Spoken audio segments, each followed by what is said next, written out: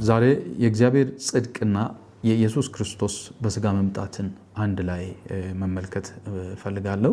ስለዚህ በዚህ ዙሪያ ሮሜ 3:21 እስከ 26 ባለው ክፍል ላይ እንቆያለን። ሮሜ 3:21 እስከ 26 ያለው ክፍል እንደዚህ ይላል። አሁን ግን በሕግና በነቢያት የተመሰከረለት የእግዚአብሔር ጽድቅ ያለ ሕግ ተገልጧል።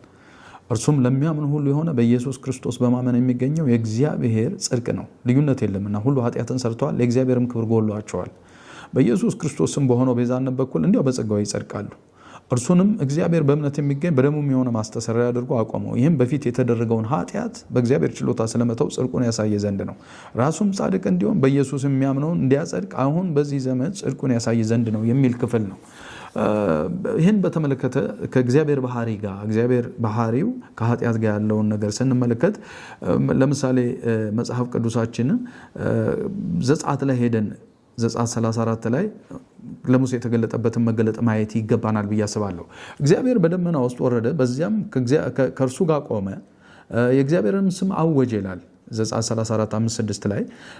እግዚአብሔርን በፊቱ አልፎ እግዚአብሔር መሐሪ ሞገስ ያለው ታጋሽም ባለብዙ ቸርነት እውነት ባለብዙ ቸርነትና እውነት እስከ ሺህ ትውልድም ቸርነትን የሚጠብቅ አበሳና መተላለፍን ኃጢአትንም ይቅር የሚል በደለኛውን ከቶ የማያነጻ የአባቶችንም ኃጢአት በልጆች እስከ 3 እና 4 ትውልድም በልጅ ልጆች የሚያመጣ አምላክ ነው ሲል ሲያውጅ እናገኛለን። እና እግዚአብሔር በኃጢአትን በተመለከተ ሳይቀጣ የማያልፍ አምላክ ነው።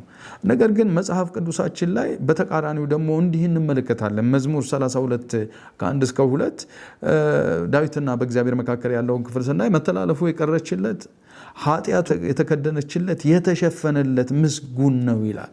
ምናልባት እግዚአብሔር መማለጃን አይቀበልም። ታውቃላችሁ፣ ወንጀልን ሸፍኖ የሚያልፍ አምላክ አይደለም። እግዚአብሔር በደልን የማይቆጥርበት በመንፈሱም ሽንገላ የሌለበት ሰው ምስጉን ነው ይላል። እዚህ እንደዚሁ ደግሞ በሰለሞን ምሳሌ ላይ ወይም ምሳሌ 17:15 ላይ ኃጥኡን የሚያጸድቅ እና በጻድቁ ላይ የሚፈርድ ሁለቱ በእግዚአብሔር ዘንድ አጸያፊዎች ናቸው ይላል።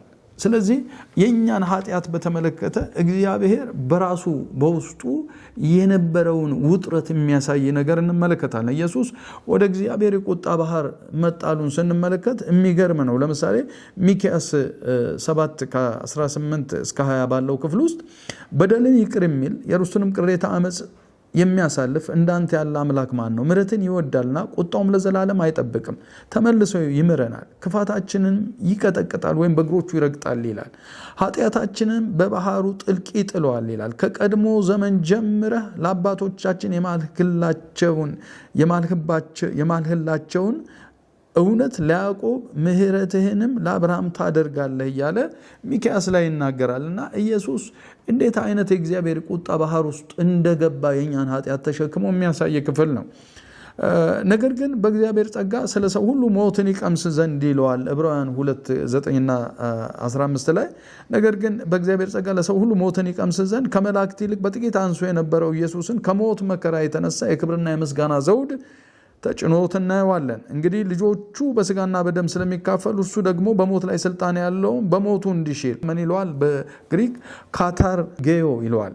ይኸውም ዲያብሎስን ነው ይልና በሕይወታቸውም ሁሉ ስለ ሞት ፍርሃት በባርነት ይታሰሩ የነበሩትን ሁሉ ነፃ እንዲያወጣ በስጋና በደም እንዲሁ ተካፈለ ይላል።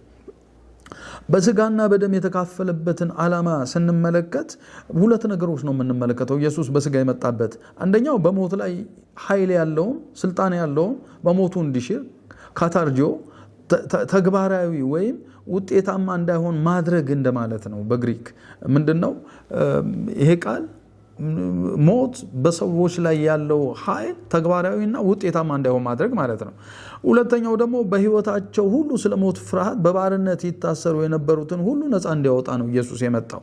ስለዚህ ሮበርት ኔል የተባለ አንድ ምሁር ሲናገር ዘ አርት ኦፍ ዳይንግ በሚል መጽሐፉ ላይ 3 የሞት ፍርሃት አቅጣጫዎችን ጽፎ እናገኛለን። አንደኛው በራሳችን ሕይወት ላይ በአካላችን፣ በጊዜያችን፣ በንብረታችን፣ በግንኙነታችን ላይ ስልጣናችንን ማጣት እንፈራለን። ያው የሆነ ሰው ብቻ ነው በራሱ ነገር ላይ ስልጣን ያለው። ሰው በሚሞትበት ጊዜ በሕይወቱ ላይ ምንም አይነት ቁጥጥር አይኖረውም የለውም። ሁለተኛው ደግሞ ያልተሟላ መሆንንና ውድቀትን እንፈራለን። ሞት የሁሉም ነገር ፍጻሜ ነው። የመጨረሻውም በር ይዘጋል። ተመልሰን የምናርመው ነገር የለም፣ የምናነበው ነገር የለም። ወይም የምናነበው መጽሐፍ ወይም የቆምንበት ገጽ ቢኖር እዛው ጋር እንደቆምን ነው የምንሄደውና ይሄ ፍርሃት አለን እኛ። ሶስተኛው ፍርሃት ደግሞ ከምንወዳቸው ሰዎች መለየትን እንፈራለን። ከቤተሰቦች ጋር ትርጉም ያለው ግንኙነት ላለን ሰዎች የመለያየት ህመሙ በጣም በእጅጉ የሚጎዳ ነው። ስለዚህ ኢየሱስ ክርስቶስ በስጋ መጥቶ ኃጢአታችንን ተሸክሞ የእግዚአብሔርን ጽድቅ ማለት ነው ወደኛ እንዲመጣ ማድረጉ ይሄ በጣም የከበረ የወንጌል መልእክት ነው እና እግዚአብሔር ይህንን ስላደረገልን እግዚአብሔር ስሙ የተባረከ ይሁን።